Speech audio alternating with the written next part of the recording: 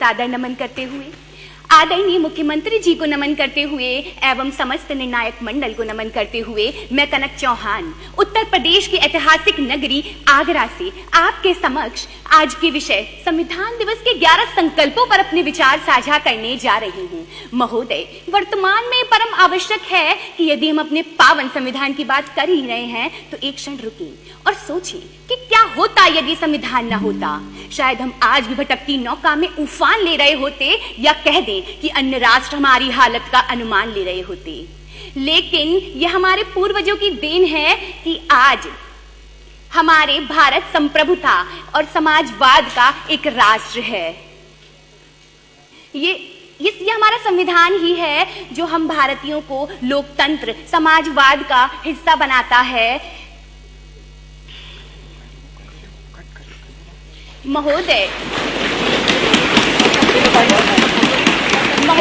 संप्रभुता, समाजवाद और वसुधैव कुटुंबकम का नारा आगे बढ़ाते हुए हम इस भारत को संवैधानिक मूल्यों को अपनाकर इतना आगे बढ़ा सकते हैं कि हर दिल, हर कर्म, हर गली में अब्दुल कलाम से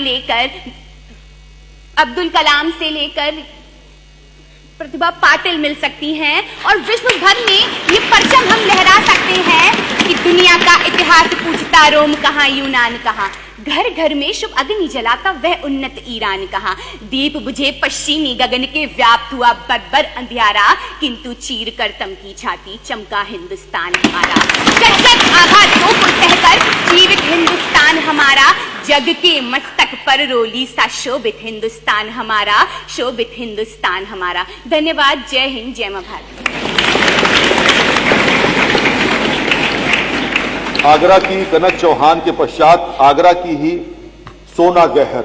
उसमें एक मिनट, जो ऊपर कंट्रोल जैसे माननीय विधायकों का काउंटडाउन शुरू होता है टाइम का, तो वैसे ही स्क्रीन के ऊपर ये डिस्प्ले हो ताकि उनको पता चले। नहीं, इसमें दिखाई नहीं हो रहा, फॉरन में बड़ा कर दिया जाए, बड़ा कर दिया जैसे विधानसभा के दिनों होता है। अगर पॉसिबल हो तो बड़ा कर है पॉसिबल, हाँ, और बड़ा करो इसको। आप काउंटडाउन आपका चालू होगा तो आपको पता रहेगा कि वो है ऊपर टाइम, इधर वाले इधर देख सकते हैं, इधर वाले ऊपर जो देख सकते हैं। यस प्लीज, इनका स्टार्ट करिए। आगरा की सोना गहर, कृपया प्रारंभ करें। Good afternoon, everyone. My heartfelt gratitude to respected dignitaries and fellow participants. Today, I'm going to speak on the topic 75 years of the Indian Constitution, a journey of rights, duties, and progress. This journey can be viewed through two key aspects. How far have we come and how far do we need to go? On to the first aspect, I see how our freedom struggle was fundamentally a fight for justice, equality, and rights. Dr. B.R. Ambedkar's movement against untouchability was advocating for justice for Harijans, while Mahatma Gandhi's Salt March demanded consumer rights for Indians. The culmination of all these struggles resulted in the Indian Constitution, which finally granted to every Indian the rights and the system of governance they truly deserve. Before independence, our India was a nation deprived of even the most basic forms of sustenance. Our people were humiliated and insulted at every point under the shackles of colonialism. Our resources were exploited and we were treated as second-class citizens in our own land. But after independence, our achievements from the creation of land to the victories in wars, the smiling Buddha, the green and the white revolutions, have all stemmed from the principles enshrined in our Constitution.